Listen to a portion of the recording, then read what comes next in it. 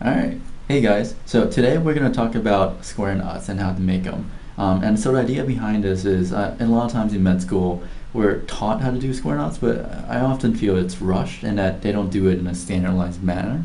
And so what we're going to try to do is kind of solve those two issues and see if we can help you learn how to do square knots. Okay? So the way we're going to structure this, we're first going to talk about a little bit about the theory of knots and what we're trying to do, because I think that's something that's often missing. The second thing, we're actually going to talk about mechanics of making a square knot. And the last thing we're going to do is help you troubleshoot some of the common issues that you'll run into for square knots. Alright, so let's talk about square knots. What exactly is a square knot? And so basically, a square knot is you're making a bunch of throws. And so this is a throw, which is basically a loop right here. Right? And a square knot is when you do two of these throws, you'll see a pattern. And notice how it kind of looks like a square, right? And so I want to point out something about this pattern right here. So notice that this part of the rope, it goes over this part and this part of the string. And notice that this part of the string goes underneath this part and this part. And so that's a sign of a good square knot. Right? And that's something, again, that we can show you over here on the picture. So a good square knot, notice that on the right side, both of the strings of the brown string are underneath the red string, and both of them are underneath the red strings over here. So again, those are the characteristics you look for in a square knot. And why that's important is because a square knot gives you the greatest strength. So if you don't do a square knot, and if you do some other knot, like a cranny knot, which we'll talk about later on, it's not as strong. Alright? So I'm going to put down this knot just to show you what a square knot looks like after you've done it.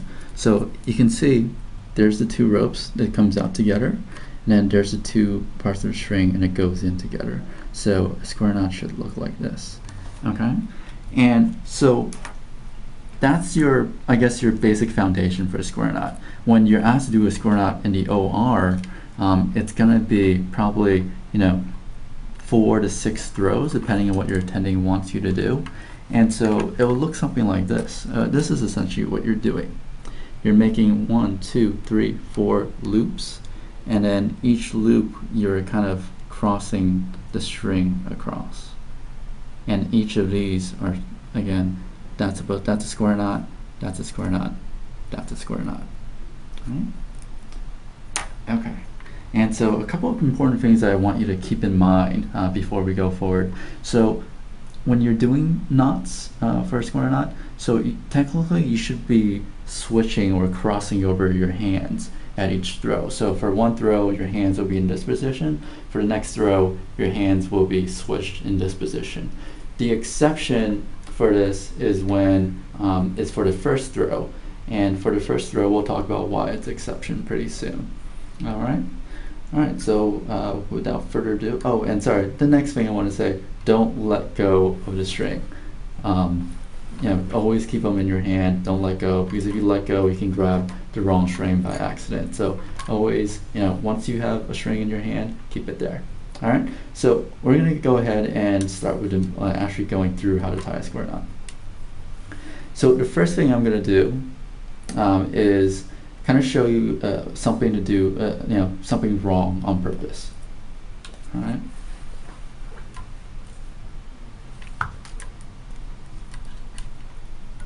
So notice this is a knot that we want, that we've been talking about, right?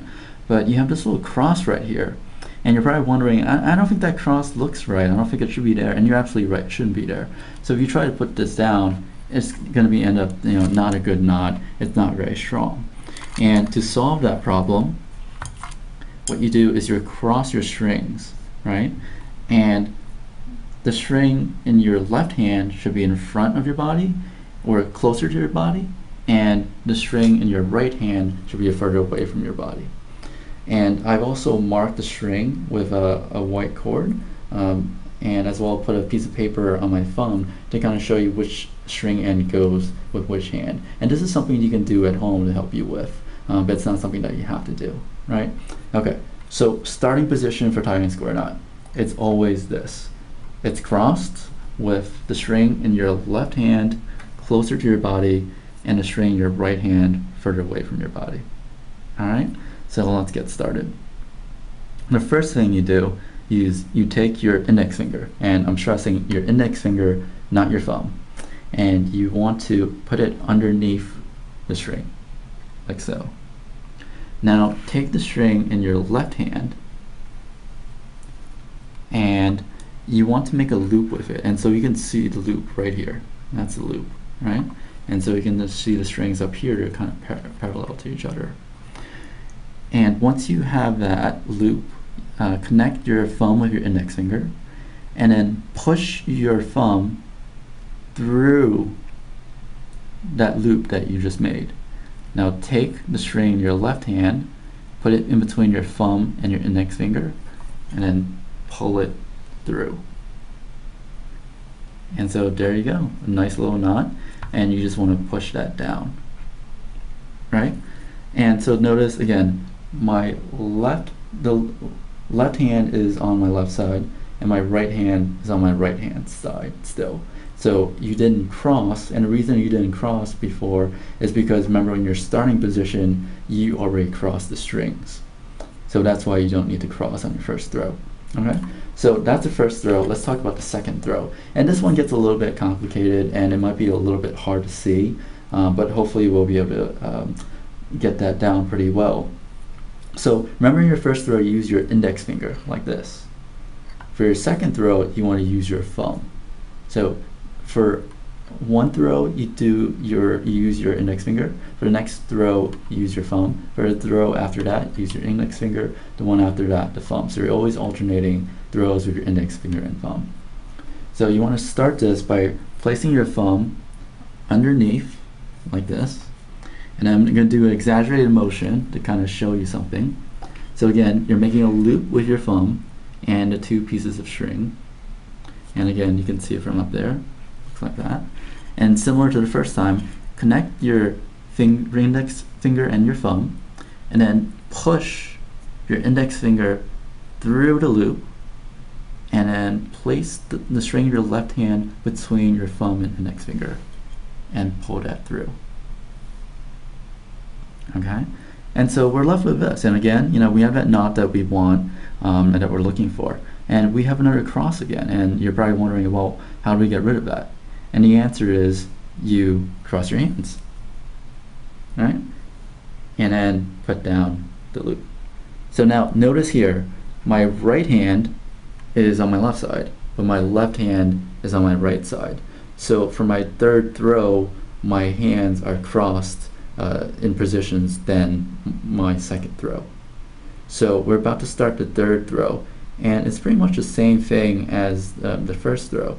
So you take, and again, notice the square knot, and notice how these two are coming out together and these two are going in together. So that's a sign of a good square knot. Alright, so for the third throw, again, take your index finger, put it underneath the string, loop the string in your left hand over that, and so you're making a loop right here, that's a loop, and up top, connect your index finger and your thumb, push your thumb through the loop, place the string in your left hand between the thumb and index finger and pull that through, and then put that down. Alright, so that's your third throw. And remember, you're doing your third throw with your index finger. So now we're going to do the fourth throw. And this one is going to be done with the thumb because the last one was done with the index finger. So again, same thing. Thumb goes underneath the string. Place the string in your left hand over your thumb from behind to forward so that you're making a loop like this. And notice how they line up like that. And then connect your thumb and index finger. Push your index finger through the loop. Place the string in your left hand between your index finger and your thumb and then pull that through. And again, you have that cross here, so that cross right here, so you have to cross your hands and put the knot down, right? And so that's how you do a square knot, and you just repeat this over and over again, or basically how many times your attending tells you to repeat it. And the end result is you're going to get something that looks like this. It has a particular pattern to it. Although it's harder to see with smaller strings, you can see it better with larger strings. But it's going to look something like that, and it's just a series of square knots made up of 2 throws each. Okay, so that's the mechanism of how do we do a square knot. But before we go, we're just going to do something about common mistakes that people make. And the 2 mistakes that people make most often are probably the slip knot and the grandma knot, or the granny knot. It's what's it called.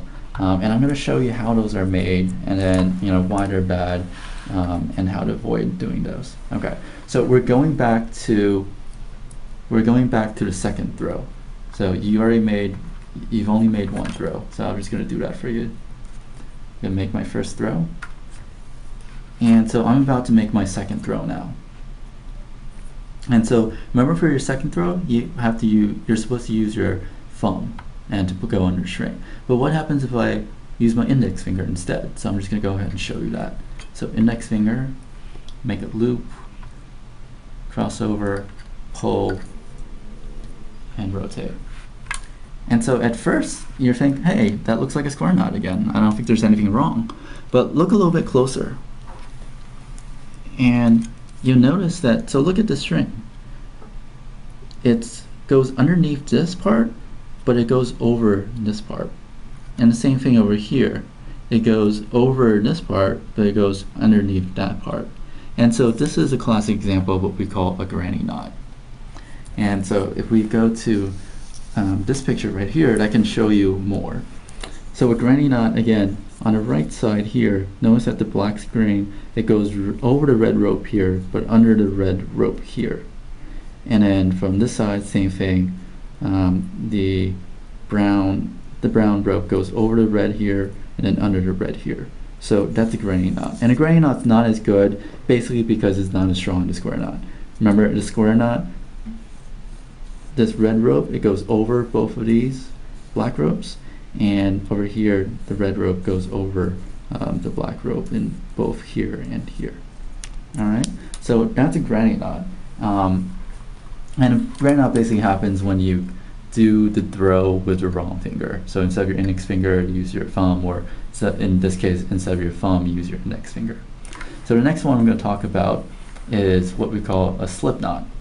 And a slip knot happens when you apply a tension of unequal force, or like really, really unequal force between your 2 ends. So I'm going to just accentuate one for you. So I'm going to apply a lot of tension to this rope, and then not too much tension to this side. And you can see what happens.